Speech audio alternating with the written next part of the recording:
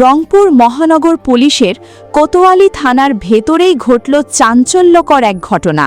স্বেচ্ছাসেবক দল নেতা রাকিবুল ইসলাম রাকিবকে থানার ভেতরে পিটিয়ে রক্তাক্ত করার অভিযোগ উঠেছে ওসি সহ কয়েকজন পুলিশ সদস্যের বিরুদ্ধে। ঘটনাটি ঘিরে উত্তাল হয়ে উঠেছে রংপুরের রাজনৈতিক অঙ্গন। অভিযোগ অনুযায়ী নিখোঁজ এক প্রেমিক যুগলকে উদ্ধারের পর তাদের থানায় নিয়ে আসে পুলিশ। বিষয়টি মীমাংসার জন্য স্বেচ্ছাসেবক দলের কয়েকজন নেতা থানায় যান। তাদের মধ্যে ছিলেন রংপুর সদর উপজেলা স্বেচ্ছাসেবক দলের সদস্য সচিব রাকিবুল ইসলাম রাকিব। রাকিবের দাবি, থানার ভেতরে এক পুলিশ সদস্য ওই প্রেমিক যুগলকে মারধর করছিলেন। তিনি এর প্রতিবাদ করলে ক্ষুব্ধ হয়ে ওঠেন কোতোয়ালি থানার ভারপ্রাপ্ত কর্মকর্তা আজাদ রহমান সহ কয়েকজন পুলিশ সদস্য। এরপর তার ওপর শুরু হয় বেধড়ক মারধর। প্রত্যক্ষদর্শীরা জানান, মারধরের ফলে রাকিব গুরুতর আহত হন। তার শরীর রক্তাক্ত হয়ে যায় এবং একটি চোখ ফুলে ওঠে।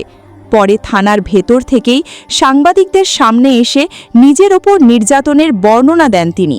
কাঁদতে কাঁদতে রাকিব বলেন, আমি বারবার পরিচয় দিয়েছি, বলেছি আমি বিএনপির একজন কর্মী। তারপরও তারা আমাকে রাইফেল দিয়ে আঘাত করেছে, মাথায় ও চোখে মারধর করেছে। আমার দুটি মোবাইল ফোনও নিয়েছে। তিনি আরও অভিযোগ করেন, মারধরের পর পুলিশ সদস্যরা তার শরীরে লেগে থাকা রক্ত ধুয়ে ফেলতে বাধ্য করেন, যাতে ঘটনার প্রমাণ মুছে যায়। এদিকে ঘটনার খবর ছড়িয়ে পড়লে বিএনপি ও সহযোগী সংগঠনের নেতাকর্মীরা কোতোয়ালি থানার সামনে জড়ো হন। পরিস্থিতি উত্তপ্ত হয়ে উঠলে থানার কলাপসিবল গেট বন্ধ করে দেয় পুলিশ। সবচেয়ে বিস্ময়কর বিষয় হল, থানায় থাকা ওই প্রেমিক যুগলও অভিযোগ করেন যে তাদেরকেও পুলিশ বেধড়ক মারধর করেছে। ঘটনার পর রংপুর মহানগর পুলিশের পক্ষ থেকে 3 পুলিশ সদস্যকে ক্লোজড করা হয়েছে এবং পুরো ঘটনার তদন্তে একটি কমিটি গঠন করা হয়েছে। এখন প্রশ্ন উঠেছে, থানার ভেতরে যদি এমন ঘটনা ঘটে, তাহলে সাধারণ মানুষ কোথায় নিরাপত্তা পাবে?